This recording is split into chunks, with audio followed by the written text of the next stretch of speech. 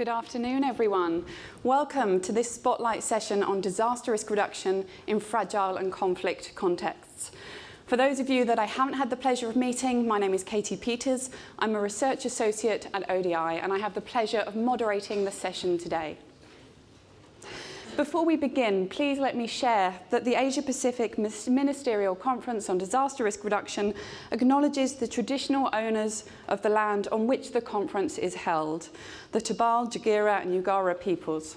In the spirit of reconciliation, we acknowledge the traditional custodians of the country throughout Australia and their connections to the sea, land and community. We pay our respects to their elders, past and present, and extend that respect to all Aboriginal and Torres Strait Islanders. Now, over the next hour, I have the pleasure, together with our expert panel, of sharing some of our experiences and ideas on how to pursue disaster risk reduction in contexts that are also dealing with issues of violence, conflict and fragility. We'll hear from Ms. Loretta Hibajirade. She's the Chief of the Risk Knowledge Branch at UNDRR, and she'll share her experience of comprehensive risk management. We'll hear from Mr. Nigel Lam, Deputy Regional Representative at UNHCR in Canberra, and he'll talk about how to secure protection for vulnerable populations that are at risk of disasters and conflict. We'll hear from the Honourable Mr. Saber Chowdhury, Member of Parliament of Bangladesh and Honourable Representative of the Interparliamentary Union, and he'll talk about the Rohingya Crisis and some of the challenges of trying to deal with conflict-displaced populations that are at risk of natural hazards. And we'll hear from Mr. Mudhab Upreti, Asia-Pacific Regional Lead for the Red Cross Red Crescent Climate Centre. We'll hear about his work across the movement to try and integrate climate and disaster risk into humanitarian action. Please join me in welcoming our participants.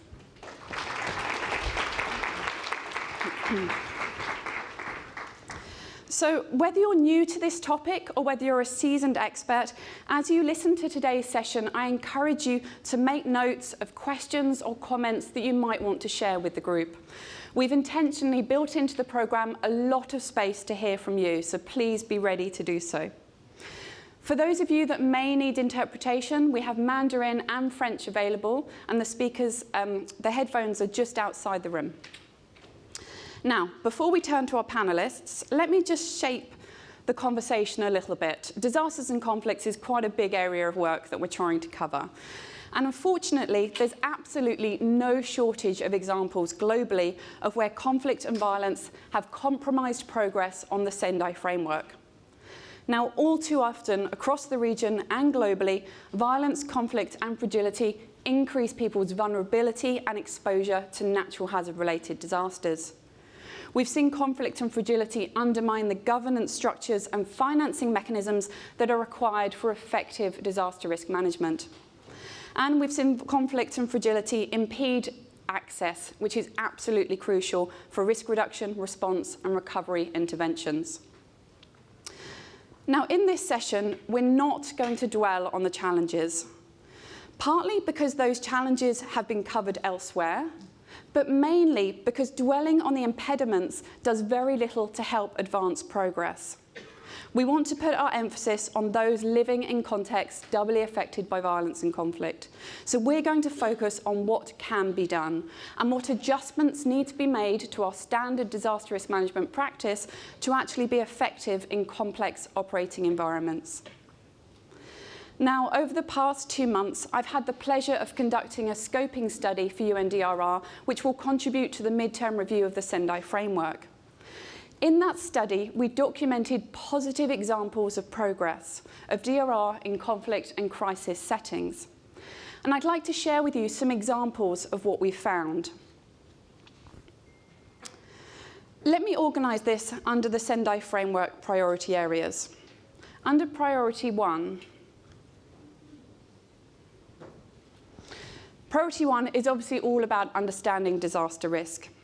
We've found examples of national disaster management agencies, as well as UN agencies, increasingly considering violence and conflict as a driver of vulnerability to natural hazard-related disasters. But interestingly, we've also started to see consideration of conflict and violence as a hazard in itself, as a societal hazard.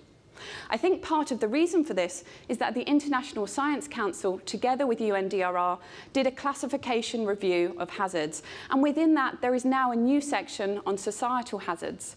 It includes things like violence, explosive remnants of war, and armed conflict. Now, we've also found evidence of risk analysis being enhanced to better understand the disaster-conflict intersection. For example, I found examples from CordAid and a number of other NGOs who have been integrating conflict risk analysis into their traditional disaster risk analysis tools. And we've also seen progress on designing composite indexes. This has become quite trendy, I think. We've found a number of examples where people are combining data on conflict and violence with natural hazards. A couple of examples are GFDRR's Disaster FCV Vulnerability Index, and also a number of the Inform products do this too. Now, under Priority 2, Strengthening Disaster Risk Evidence, well, we found examples of national and regional DRR strategies that cite the role of conflict and violence as increasing disaster risk. This is certainly the case, for example, in Lebanon and also in the Africa Regional Strategy. And in some strategies, they've gone a little further. We found examples of NDMAs stating their explicit intention to try and pursue dual outcomes for peace and disaster resilience. We've also found some local-level examples of disaster risk governance initiatives enhancing community solidarity and trust. And that was the case, for example, in Afghanistan through a number of flood risk mitigation initiatives. And at the regional level, at least in the Sahel and Caribbean, we've seen examples of climate security initiatives supporting disaster risk governance. And they're trying to bring together resilience, stabilisation and recovery under one banner.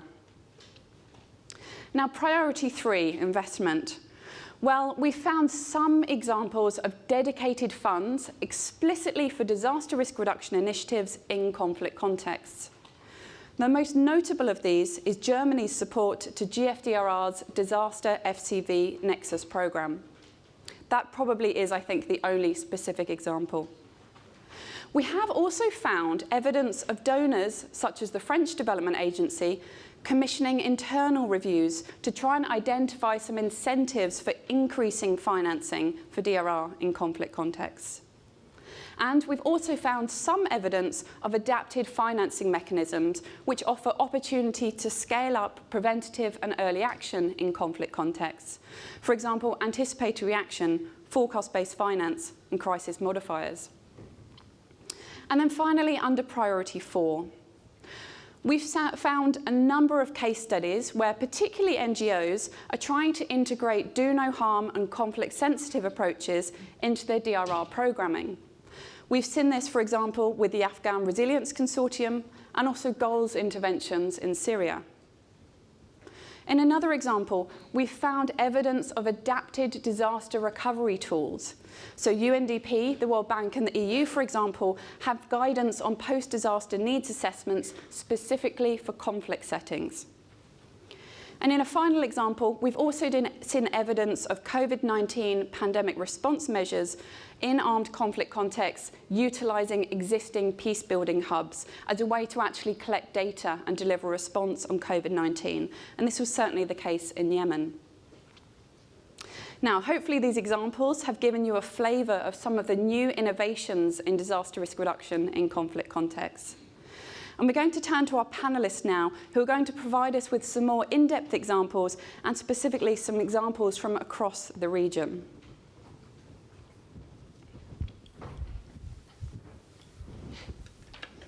So I'd like to turn first to Ms. Loretta Heber-Giraudet. She's the Chief of the Risk Knowledge Branch for UNDRR, and I'm sure many of you will recognise her as the former Chief of UNDRR's Asia-Pacific Regional Office. Now, the Risk Knowledge Branch has been leading the way in thinking about how to advance disaster risk reduction in complex emergency settings, particularly, for example, in how to bring together disaster risk reduction, climate change adaptation, and humanitarian action under the framing of complex risk management.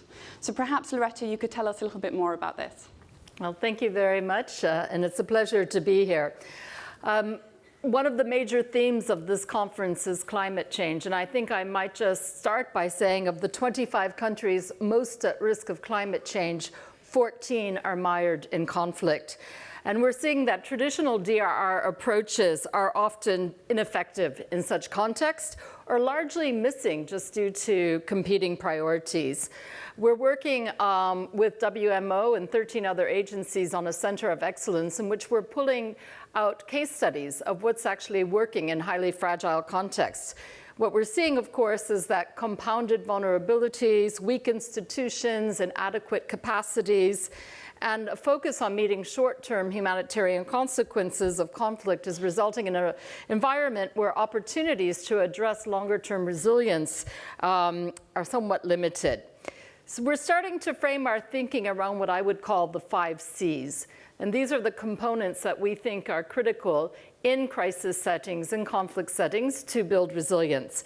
And the first is to acknowledge that at the same time that we're looking for conflict-sensitive DRR programming, we also need climate-sensitive conflict resolution programming. And both of these really require a robust analysis, which Katie has talked about. Whether you see conflict as a hazard, I think is open for debate, but for sure, conflict is definitely a driver of vulnerability in these contexts. And reducing risk means not only addressing hazards, but really getting to the root causes of vulnerability as well as exposure. We need to better understand the conflict and disasters dynamics and how they interact with each other in an integrated manner. Just to give an example, an obvious example, scarcity of water can be a source of communal tension or conflict, but it's often very much linked to drought, for example, recurrent drought or even flooding. Climate change is acting as a multiplier that exacerbates existing environment stresses and is also increasing tensions, and we see this in various contexts. So understanding the vulnerability of people, infrastructure, and ecosystems to climate variability and change can really illuminate the potential for existing social tensions to be exacerbated or even for new tensions to arise. One of the innovations that we're currently putting in place is a risk information exchange, which is a platform, a portal, which is allowing us to better understand the various components of risk, the exposure, the vulnerability, conflict climate projections, as well as displacement data, for example, in a single platform to allow analysis between humanitarian actors, but also development actors. And we've recently just rolled this out, for example, in South Sudan. So the first C is really about having that very robust analysis to understand the drivers of the conflict in relation to the drivers of the vulnerability that's fueling disaster risk. The second C is comprehensive risk management. What we're seeing in many crisis areas is that sectors are still very much operating in silos, and this is counterproductive. We do need to move away from standalone DRR interventions to integrated climate change adaptation, DRR, sectoral, and humanitarian action, including anticipatory action, early warning, in a much more integrated manner and in a manner that's much more focused on the most vulnerable parts of society. And we're seeing that it's this combination of interventions taken at scale that's needed if we really want to tackle the exposure and the vulnerability and insufficient capacity that makes people living in conflict areas more likely to suffer the consequences of climate change and disasters. But it can't just be business as usual. We really believe that a key solution, if you will, for addressing DRR in crisis areas is the third C, which is community-based interventions. We think there needs to be far more attention focused on supporting local actors to better understand their climate and disaster risk and to put in place the measures needed to address this. In crisis context, the lack of state actors or the presence of non-state actors calls for adapted risk governance approaches with a strong emphasis on local action. This isn't to say that we should shy away from trying to build institutions, but this should not be an impediment to really going to where the needs are greatest, which is at the community level. And working with organizations such as the Red Cross is critical for this. Just to give an example, it's not from this region, but it's still an interesting example, Lebanon. When the Lebanese Red Cross went to set up DRR programs in communities, they found that there wasn't such an appetite. Lebanon was not facing so many natural hazards. However, there was a huge interest in trying to put in place measures to combat the conflict that they were facing, over recurrent cycles of violence. They actually were able to integrate DRR messaging and programming into their conflict programming. So we often think of DRR as an entryway to bring in conflict resolution. In this case, it was the opposite. We also saw that scaling up such efforts really takes into account that communities are the first responders, whether it's in conflict or disaster context. The fourth element relates to conflict-sensitive cash-based programming. And here what we're seeing is a real need to shore up the resilience at the household level of those populations that are living in crisis areas, scaling up shock-responsive social protection programs, but also ex-ante cash-based interventions, such as parametric insurance schemes and others. This could really help avoid negative coping mechanisms from being put in place. And we see this all the time in conflict settings, displaced populations that are exposed to survival sex or child labor. And by ensuring that households are able to have access to cash assistance is demonstrating some very positive results. And my last point relates to climate funding. The humanitarian funding envelope is more than half empty. So building long-term climate and disaster resilience cannot rely solely on humanitarian assistance.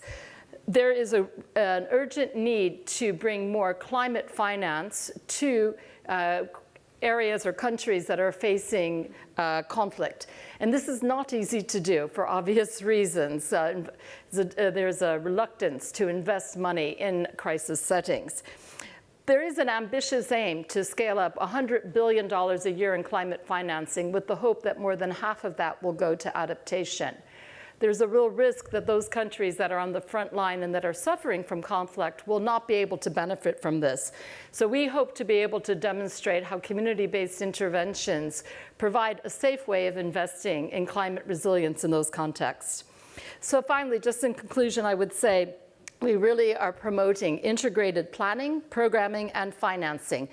It's very challenging when you see humanitarian financing and the limited development financing being carried out in a very uncoordinated way. And so the opportunities to really converge that financing on the most vulnerable populations is somewhat lacking.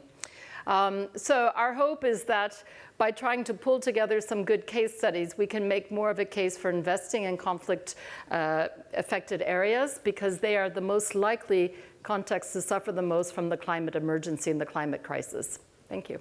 Thank you so much, Loretta. I think the 5 Cs is a really useful way to think about this topic, and I'm sure that our audience are going to have questions for you to delve into that a little deeper in a moment. We move now to Mr. Nigel Lamb, Deputy Regional Representative at UNHCR in Canberra. And he's a lawyer by training, and he's worked with a number of refugee communities from across the region. Now, speaking with UNHCR provides us with opportunity to delve a little deeper into some of the advances that are being made in protection for communities that are at risk or are impacted by disasters and conflict. So, Mr. Lamb, can you tell us about how to enhance protection outcomes in such circumstances? Thank you. Thank you so much for inviting us here to speak about this. So I think it's a very important issue for us. Let me start by saying that for us, for UNHCR right now, the climate crisis is a protection crisis, particularly for vulnerable populations like refugees who have already been displaced by conflict itself. More often than not, you see them in a situation where they are just not capable of adapting or responding to some of the harsher climate kind of conditions right now. Working in emergencies, we have also seen that there are many multiple drivers of displacement, not only conflict, human rights, but again, disaster. And right now we see hazardous climate conditions now becoming a lot more interrelated and more complex as well. And this is something that we must take note of in the sense that it's going to be increasingly more frequent and increasingly more intensified in the nature itself. Plus, if we take into account that sometime beginning first half of this year, we have crossed the mark of 100,000 people being displaced, whether across the borders as refugees or whether it's internally displaced. That itself, the number itself, it shows that the number of people who are more vulnerable to some of these disaster situations in the conflict context would increase. And it's something that we are taking note of right now. And increasingly, there is no difference, and it's not realistic and it's not meaningful to try to separate people who have been displaced by disasters or people who have been, populations who have been displaced by conflict. I think they are the same, they are in the same kind of situation that we need to respond to. And addressing the risks and strengthening our preparedness for UNHCR to respond is now increasingly understood to be the core of how we deliver protection.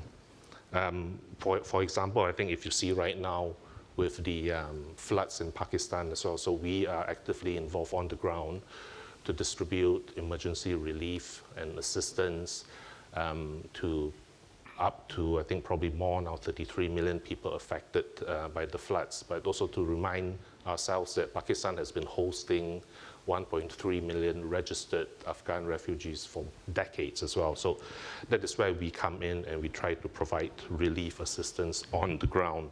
But again, for us here, before displacement occurs, we strongly believe as well, like everybody else here, that it's imperative to prevent it at the first place. And preventing meaning that we strongly believe in building reduction, resilience measures, especially protection-sensitive and people-centered approaches is very important for us here. Let me just maybe very quickly say, because I think yesterday I attended the IDMC event, and there was a question asked about people who were displaced, what happens when they cross borders. It's a very interesting question, it's a very important question. It's something that we have been trying to work for decades, actually, in the refugee sphere to provide protection. And I think that's one of the key that we need to look into as well. When people cross borders because of disaster, because of climate factors as well, they should be afforded similar, equal kind of protection like everybody else. And through law and policy changes, how we would support countries on both sides to build up, to strengthen measures to include everybody. It's key for us there, and I think that's something that we see. For example, I think if you look at the COVID pandemic and how measures were, I guess, eventually put in place for migrants and refugees, I think that's really encouraging. But it needed a little bit of, I think, a different approach for us to actually persuade countries to try to include that as well. And I think this would be a key factor as we move forward. Yeah, I think that's, Thank you. I have that for now. Thank you so much. I actually recently had the pleasure of working with a number of protection agencies trying to look at the protection implications of climate change. And I think, as you touched on, that's going to be a topic that's really going to come to the fore over the next few years. We move now to the Honourable Mr. Sabir Chowdhury, Member of Parliament for Bangladesh and Honorary President of the Inter-Parliamentary Union. He's currently Chair of the Parliamentary Standing Committee for the Ministry of Environment, Forests and Climate Change.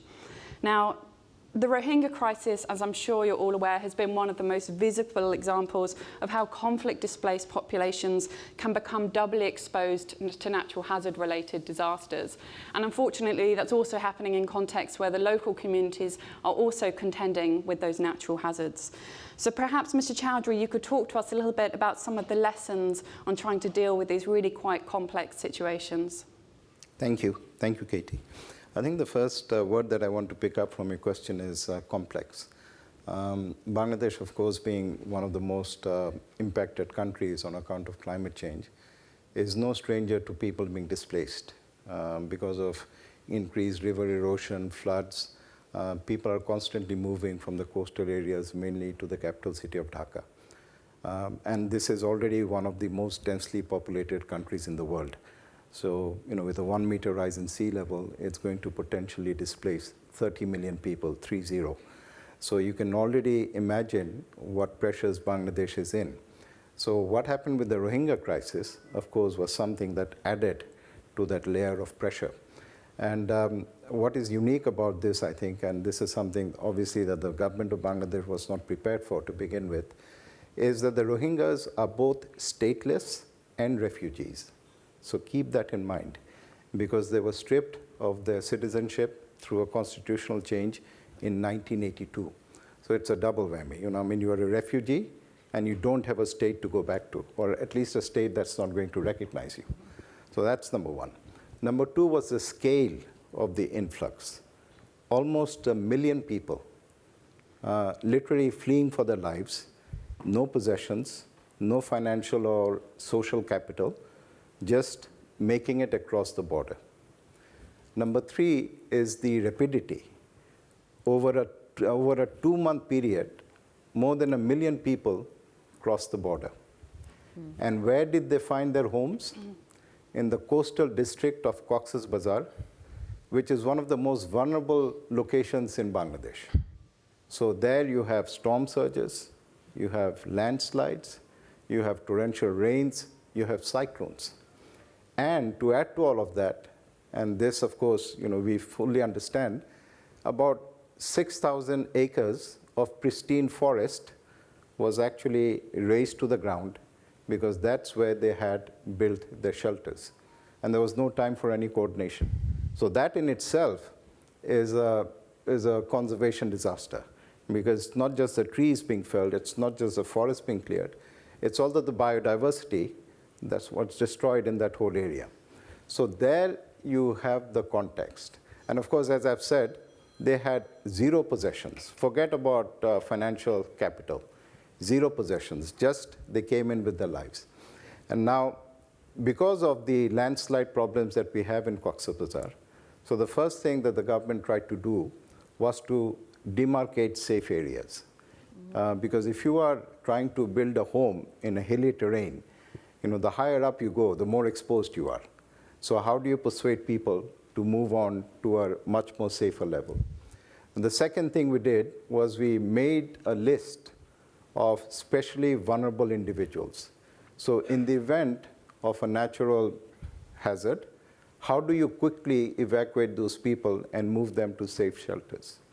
Number three, very important, we actually trained volunteers from within the Rohingya community. And this was an initial pool of 1,500 volunteers. Because you can imagine they are not speaking a language, culturally quite different. So anything that the government would try to impose on them would not be accepted. There might be another reaction. And I think these volunteers are now also being used for COVID. There have been cases of AIDS in that area. And because of the density of the population, our big fear was what would actually happen during the COVID time. The other complex dynamic that came out of this was suddenly you have 1 million people in a district of Bangladesh being given all kinds of assistance. So the host community reacts. They say, why should we lose out? So, this is another important lesson, that when you're trying to respond to a conflict situation, you cannot forget the host community. So what you do for the Rohingyas, you also have to do with the host community. And of course, when we look at the traditional linkages, there is a lot of linkage, a lot of literature, a lot of study that brings about the connection between humanitarian responses and disasters. But there's really nothing yet which is concrete in terms of disaster risk reduction response in conflict situations. And of course, we know that the institutions that govern this, the frameworks are different. They're managed differently. So trying to bring together these two very important constituencies and how you build a nexus, I think it's going to be very important. So I think these are just some of the points that I wanted to share. And maybe during the question and answer session, we can go deeper into it. Thank you. Katie. Of course, thank you. And I'm very sure that people are going to have questions around what some people might call essentially conflict sensitivity of those responses. Really appreciate that. I'm going to give you a bit of an early warning, which is that we have, as you will see, one final speaker, and then we will be calling you to make comments, questions and remarks at the microphone. So just get ready for that. We turn now to Mr. Madhav Preti, the Asia-Pacific Regional Lead for the Red Cross Red Crescent Climate Centre. He's also the Technical Advisor for the Red Cross Movement on climate and weather information for risk reduction. Now, as I'm sure many of you are aware, the Climate Centre has been leading the way in integrating climate and disaster risk into humanitarian action, and most recently through their collaboration with the ICRC and the development of the Climate Charter. So Madhav, perhaps you could tell us a little bit more about this exciting collaboration and whether you would recommend other DRR experts follow suit. Thanks, Katie, for that question, and really pleasure being here. So yeah, as a Red Cross movement, our focus has always been reaching the most vulnerable and really promoting this locally led action, and also like making sure how these different disaster risk reduction finance and also the climate finances reach the vulnerable. So that has been the main focus. And if you see in the changing climate context, there has been this increasing realization of like when we have this population who are really affected by conflict, they are also really most vulnerable to the climate change because they don't have the capacity to cope with. Also, the institutions are not in a position to support them, and also the climate finance, the DR finance is not reaching them. So that has been one of the main issue. And as a humanitarian organization, as the largest humanitarian organization, the Red Cross movement, I think we have a big role to play here. And that's where, like recently in 2021, we have this process of forming this climate and environment charter together with the International Committee of Red Cross and the Federation of Red Cross. And this charter, this climate and environment charter, really tries to bring the humanitarian sector to join the forces in how to they address or they respond to this climate crisis, because climate crisis is also the humanitarian crisis. So that has been the main focus. And if you see the priorities of these climate and environment charter is that how, as a movement itself, how we integrate these different climate and disaster risks within our operation, within our programs. And that's where we have this recent also been supporting the International Committee of Red Cross, because ICRC has been always in working in these complex emergencies in conflict affected situations to really try to help them how they kind of also look into these compounding impacts of the climate change and the conflict in those areas where they are already working. And this is where we have been kind of really supporting them in terms of looking at the climate and disaster risks at the different time scales and how we integrate that. I think that is really, really important. And also, as a part of this engagement, we have been really helping them to run this whole climate risk screening process so that we really understand like to what extent basically we could really integrate these different climate and disaster risks into their operations, and we have been doing this as a global level, and also like we have been really recently involved in this region as well, particularly on the Bangladesh, on the Myanmar as well, also in the Philippines.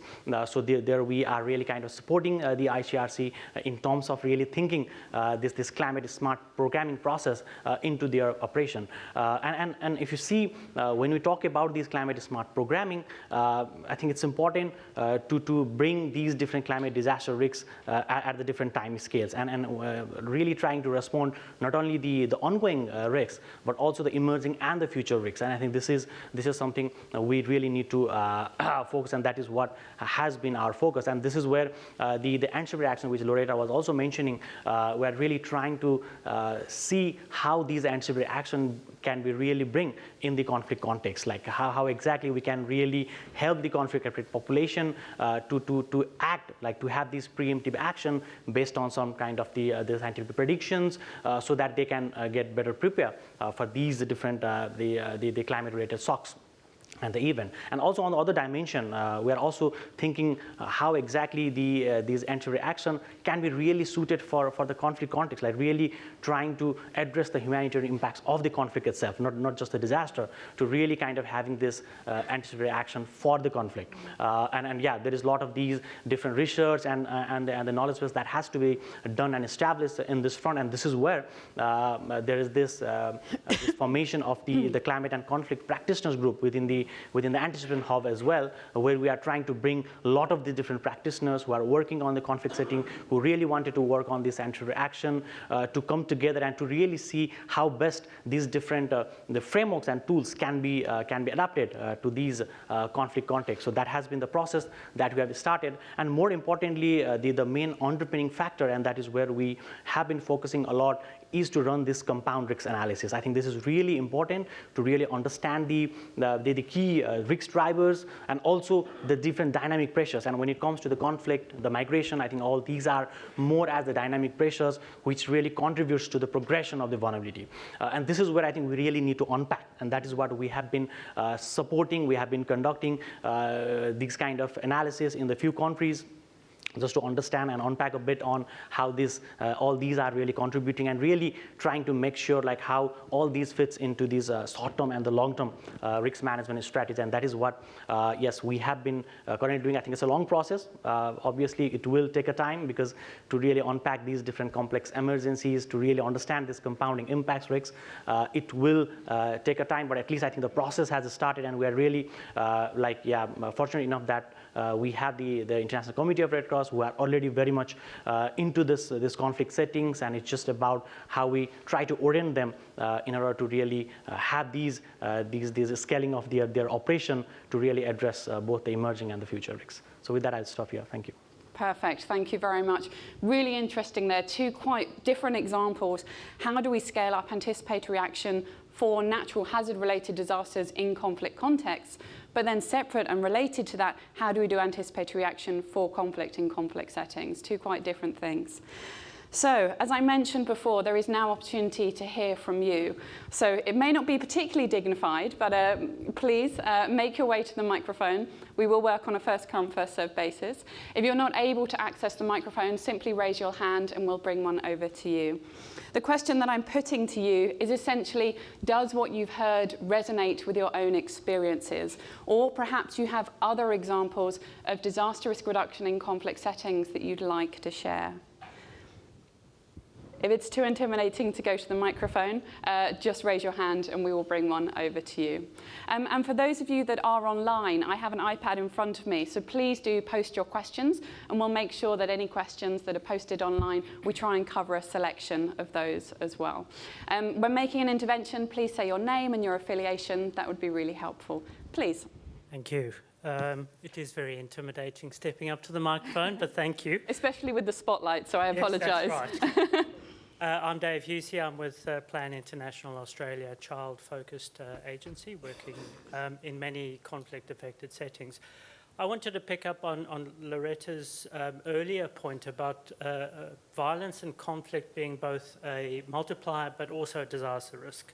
And maybe to take us back to some risk reduction in what I think is a feature of Asian-based conflicts largely, which is that they're subnational, and often they're internecine as well, like within communities and so on. They often have features about hateful narratives and sometimes extremist narratives that become an indicator well before violence erupts or conflict erupts.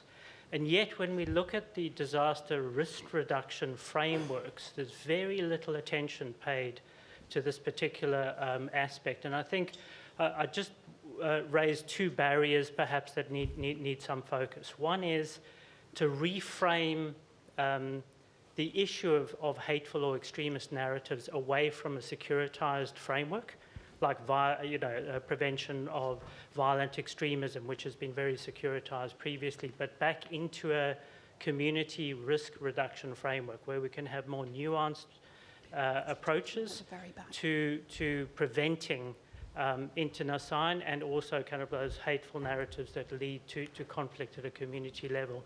And that, I think, will open up two things. One is more attention by development actors who can bring really strong disaster risk reduction attention into the space. And the second thing is funding. It is time intensive, it is complex, it requires a high intensity of effort to do disaster risk reduction around conflict, and particularly intercommunal conflict. Very little funding goes into this, and I think unless we are able to crack these two things, have more of an incentive for more actors to come into this space with more nuanced approaches, but then also more funding, I think we're still going to be dealing with what we see in Bangladesh and that we see in Philippines is actually the consequences of conflict that ultimately we might have been able to prevent if there was more attention on those hateful narratives. Thank you. Thank you very much. We have a contribution from the back of the room. Hello, my name is Trevor Carroll. I'm deaf. I'm the Vice President of the Australian Federation of Disability Organisations. I've been following the captions there. And my question is in relation to the UN Convention on the Rights of Persons with Disabilities. We've heard a lot today and part of yesterday about disaster risk reduction and recovery and so on. We've heard stuff today about natural disasters and conflict zones, but at the centre of all this there are people. And the most vulnerable are people with disabilities like me who are deaf, who can't hear warning signs or whatever, people who are blind, who can't read the information that's being sent to them in paper. And the UN Convention is very clear under one of the articles. Just let me call it up for a second, it disappeared on me while I was talking to you. Okay, Article 11 of the UN Convention, almost everybody who's attending here from a country in the Asia-Pacific region, their country is a signatory to this UN Convention. And Article 11 is very clear that in situations of humanitarian and natural disasters and risks, state parties will take, in accordance with their obligations under international law and other treaties, all necessary set measures to ensure the protection and safety of persons with disability in situations of risk, including situations of armed conflict, humanitarian emergencies, and the occurrence of natural disasters. Now, are we taking all necessary risks to protect them in those situations? And if not, why not? And what is left to be done? Thank you. Thank you very much. We'll take one more question in the centre of the room before we turn to the panellists for their responses. We'll take both then. Yes, if you'd like to go first, and if we could move the microphone to the gentleman in the middle. Please. Yeah, thank you so much. It was very interesting also to hear stories from South Sudan to Lebanon, Bangladesh and Myanmar. It's really amazing. My question here related to the case of Bangladesh and the Rohingya community. So our MB mentioned this point about why it's important to involve both the host community and the refugees to, in a way, to build resilience and the specific cities. But we have seen in the last few years, especially this year in 2022, a lot of restrictions from the Bangladesh government and this 1 million refugees from Myanmar, such as threatening them to go home, while we know the situation in Myanmar is more complex than ever, but also cutting all the opportunities for work or education and others. So my question to you, if there is any progress in making legal framework or a law to protect those refugees and make them feel that they are in their home, and involve them with the local communities, that could be a step to build the resilience. So people are treated, they are always in a trauma that they might be asked to go home anytime. A lot of fires and issues happening in this refugees camp. So I think this is not an enable environment at all for them to be even learn or anything about disaster or climate change. So if there is any legal framework, and if not, why? And sorry, I forget to introduce myself. My name is Khalid Imam. I'm a human rights lawyer from Egypt. Thank you. Fantastic, thank you. We'll take one more contribution before we go to the panel, and then there will be another opportunity later on. We'll come to you in the second round. Please. And thank you so much. Thank you so much, panelists, for sharing your thoughts and then also comments. So my name is Tung Aung Shui. I am the Myanmar civilian government's representative to Australia. So I would like to raise only one issue, but I'd like to portray the country's situation first. So as you all know, Myanmar is one of the world's most natural disaster affected country, and on top of that, now countries heading to the failed states and then facing the humanitarian emergency. So as you mentioned before, the country system to cope the natural disaster and then other man-made disaster, everything is broken down after the military coup last year. So a few days ago, UN agency, they are submitting the MOU to the military junta. But in ground level, all the humanitarian assistance program and also the disaster response program, everything is under the manipulation of the military junta. So from my point of view, from the Myanmar people point of view, we didn't see any disaster and conflict-sensitive program or this kind of program we didn't see in Myanmar. For example, military junta restrict the operation in the conflict area, especially the civilian government and its allies control area. So it's mean not only the responses, also the preparedness mechanism. But on the other hand, the Syrian context, UN Security Council set up a resolution that allows UN agency to work in both sides. So UN agency in nearby country, they are able to cross the border and support the victims. So this kind of resolution is not only for the response, but also for preparedness. But I didn't see this kind of initiative from Myanmar. So I feel that it's not fair for people of Myanmar. So that is my question for how should we consider this kind of situation and response? Thank you. Thank you very much, extremely valuable. Okay, we're going to turn to our panelists now for some initial responses. I was thinking in particular, Loretta, you might have something to say on how language shapes the way that we think about these topics and the interactions between different people, as was mentioned at the beginning by Plan, and also the financing neglect. And then perhaps we can turn to Mr. Nigel Lam and Mr. Saber Chowdhury to talk about some of the challenges around protection in the different examples we've heard. But Loretta, could I come to you first? Sure. Thanks very much, and thanks for the question. I think you're absolutely right that in this region, it's not the high-intensity conflict, except for a few cases, obviously, that you see, but rather this low-intensity conflict fueled by communal strife. And often the type of early indicators that you pointed out, such as hate language and hate-mongering, isn't picked up early enough. I mean, what I find also interesting is that when we think about climate in this region, it's also very much the high frequency but low intensity types of extreme events. So it's really all happening at a very local level. And there's a real need to put prevention at the forefront of our thinking and to understand in both cases, both disaster and conflict risk, what are those early indicators that a community might act on with a preventative lens. And this requires dialogue and communication very much at the local level. So I think those are really excellent points, and that we shouldn't think of conflict nor disasters only as these really large-scale events, but it's actually what's simmering at the local level. If you don't mind, I'd like to just answer the comment about disability as well, because I think that's a very critical point. We're not doing well enough on that front, as you rightly point out.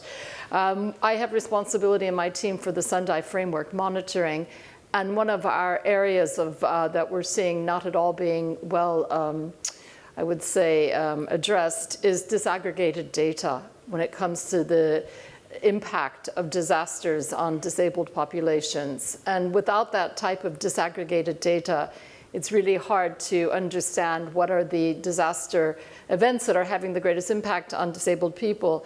There have been efforts underway to put in place a framework and to ensure far more inclusion of the voices of disabled people, which is great progress, but it's not being implemented fully. And I would really call on all the governments that are in this room to really think about getting the data that you need to really tell the stories of how risks are being reduced, but also disaggregate it down to the disability lens as well. So thank you. Thank you.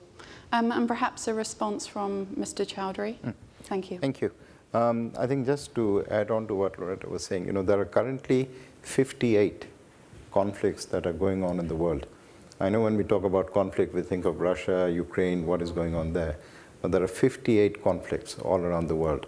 And these can, reach a simmering point at any time. So I think prevention is, of course, key. And it's all the more reason why we should treat this not as an agenda on the sideline, but I think we should mainstream it as an agenda. I think that's very, very important. Conflict situations and how DRR programs and policies apply. With regard to the question from my Egyptian lawyer friend, Bangladesh was really the only country to have accepted the Rohingyas. They did try to go to other countries. It's not a question of naming other countries, but they did try to find alternative places. It was only Bangladesh that accepted them, and I think that ought to be acknowledged. There has never been any suggestion that they are going to be forced back or pushed into Myanmar. Obviously, there are ongoing discussions between the government of Bangladesh and Myanmar as to how they will accept the refugees back. And as I've said, the fact that they are stateless makes that a very complicated process. And in the interim, there has been some relocation, entirely, I say entirely voluntary, to a different area within Bangladesh where disaster risk has been particularly factored in. Walls have been built, cyclone shelters have been built, livelihood opportunities have been created, training has been given. So, this concept or notion, I know there might be reports circulating, it's a free world, so people circulate news, but by all means, we will respect the rights. What we are looking for is a dignified and voluntary return.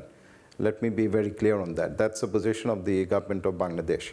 And we also welcome, there was a UN team that actually visited the other area where they have been resettled for the time being. And of course, till such time they are here, we will continue to be hosts as we have been. The other aspect on financing, again related, we are now talking about financing in terms of their livelihoods and their expenses. So even there, the international community is well short of its commitments. So forget about DRR. Just the sustenance is also a challenge. Thank you very much. Unless there are any burning comments from our other panelists, we'll go back to the audience. Just very quickly Please. on some of the issues that touched upon as well. I just wanted to say that on funding, it's true that you see with the multiple conflicts around the world, you have old conflicts continuing, new conflicts emerging as well. Funding is very short term. I think that you see that it goes from one to another, and that's our experience as well in terms of emergencies. But I think ultimately what we are looking at right now, right here, is whether it's the Convention on Disabilities or whether there's any kind of cooperation amongst government. I think that's the key here. I think that we have to try to get international cooperation. We have to get people together to work on it, because the conventions are there, whether it's Refugee Convention or Convention on Children, the rights are there as well. How is it going to be enforced? How is it going to be taken through? It's not just one of us, it's not just UNHCR, but it's everyone else. I think that we need to have governments of asylum, everyone else to try to break this together as well to make sure that these vulnerable populations are protected. So I think that's one thing that I'll address at a broad level, and we see it everywhere in our work these days. Thank you very much. So we have time for a quick round again from the audience. If we could bring a microphone to the gentleman at the front, that would be extremely helpful. One thing I did just want to touch on is the sort of, we have only an hour, and in some ways it's quite unsatisfactory to be talking about violence, conflict and fragility as sort of a big umbrella of terms. But the reality is, if I might be quite frank, that as a disaster risk reduction community, of which I consider myself one, we're actually really haven't even scratched the surface on how we need to think about adapting the way that we work for everything from sexual and gender-based violence right the way through to international armed conflict and everything in between. And we're using shorthand of violence, conflict and fragility here, but I think we all recognise that in an ideal world we'll be able to unpack all of these different multifaceted dimensions of violence and conflict. But this is a start, at least. Please. Thank you very much for giving me a chance. I'm Shuman Ahsanul Islam from Bangladesh. We have a local knowledge organization called Institute of Innovation for Gender and Humanitarian Transformation, INSIGHTS. So recently we did a social conflict analysis in Cox's Bazar area in a very limited way. And we found that if the protection needs doesn't meet on the ground, there is further social conflict possibility on the ground. For example, the low host community versus the refugee community, or within the refugee community or within the host community. So there are different groups on the competition of resources, employment and economic activities, and that can further take people into the conflict situation. So important here is meeting people's need and protection on the ground. So that's one very brief findings I'm talking around. And that's where I'm coming to Bangladesh situation as I'm from there. Till the August 22, last month, it is only 30% of the total joint response plan funding been ensured. So there is a huge still gap of funding, and it seems that around a million refugee people in Cox's Bazar are forgotten by the international duty bearers. So it is important, if not those needs doesn't met, it will be a further social conflict, if not that bigger arms conflict, but there will be social small conflict in those areas. And secondly, the other recent discussion that's been going around in the world is this humanitarian development peace nexus. Those perspective of looking at the responding to the risk of conflict and disaster risk reduction. I think those humanitarian development and peace nexus approach is very important for the disaster early action and early both the disaster risk reduction and conflict vulnerability understanding of the conflict risk reduction things. And from that perspective, international governments and the UN need to do more work on the peace area, particularly in the Rohingya conflict. I would say that we still need to do a lot of work to negotiate with the Myanmar government and the international governments to create a pressure on the government. It's not only the Bangladesh problem, it is the humanitarian problem. Thank you. Thank you very much. I'll quickly just mention a couple of the questions that we've had from our virtual participants before we come back to the panellists, just for a few seconds of final interventions. In a similar vein, actually, Mr. Santos has asked about whether or not there might be any value in looking at the youth, peace and security nexus as a way to think about this topic, and particularly of vulnerable groups. I think they're pointing to children and youth being one. And then also from Mr. Rice, the question of whether or not successful management of cross-border disaster risk reduction could actually have a positive influence for ongoing border peaceful relations. So perhaps I'll come to, yeah? Sure. Mr. Upreti, thank you. Maybe I can pick on that, the youth peace security thing. So definitely there are a lot of different dimensions when we start unpacking these complex emergencies to really understand the vulnerability that is really leading this compounding impact. So definitely, I think while we do these compound risk analysis, I think all these things need to be taken care of, need to be understandable, and need to really kind of make sure whether to what extent this is really contributing to these different kind of the risks, and also while designing different kind of interventions, really trying to make sure how these different areas are addressed on that. So definitely, I think that is something we have been kind of working together with the ICRC to really bring the different actors like that have been working in the different areas to really understand these different nexus and really unpack, because I think jointly only we could really address these huge compounding impacts of the climate and conflict on that area. So, yeah, thank you. Loretta, do you have a final comment? Maybe my final comment is that it's easy to be a bit pessimistic today. When we look at what's happening in Ukraine, for example, the environmental degradation that's being caused by the war, which will have an effect, obviously, on disaster risk moving forward. We look at the climate change. But I think that the real key is to break down these institutional silos, because if you are an individual living in a crisis area, whether you are displaced because of conflict or because of climate, you're suffering from many of the same consequences. And so I think really the challenge is to break out of our boxes and to really try to develop much more people-centered approaches, and to think about how do we really build the long-term resilience of households and families, regardless of what caused them to find themselves in circumstances where their needs are not being met. Yeah. Thank you. So unfortunately, in the interest of time, we will have to leave it there. Please, can you join me in thanking our esteemed panellists, Ms. Loretta Hiba-Girardet, Mr. Nigel Lamb, the Honourable Subir Chowdhury, and Mr. Madhav Upreti. Now, for those of you that want to find out more, I can point you in the direction of some more resources. I mentioned earlier there will be a scoping study that will be an input to the midterm review of the Sendai framework that will focus on DRR in the context of the humanitarian development peace nexus, which I think addresses some of your questions, sir.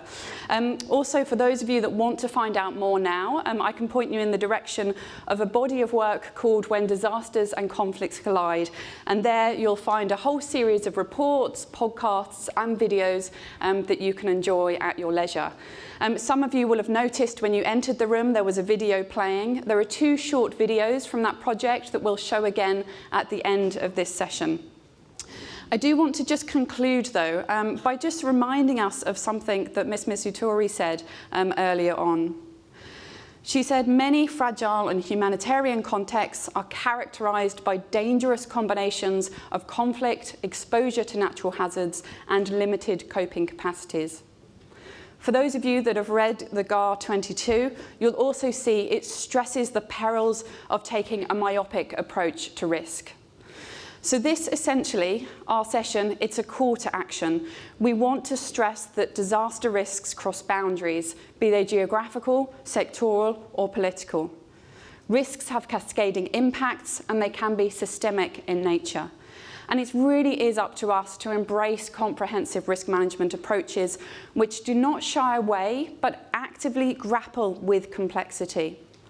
If we're to support at-risk communities across the Asia-Pacific region to become disaster resilient, we cannot leave behind those that are also contending with issues of violence, conflict, and fragility. That concludes our session for today. The next session will start in here in 60 minutes after the tea break. Thank you so much for joining us.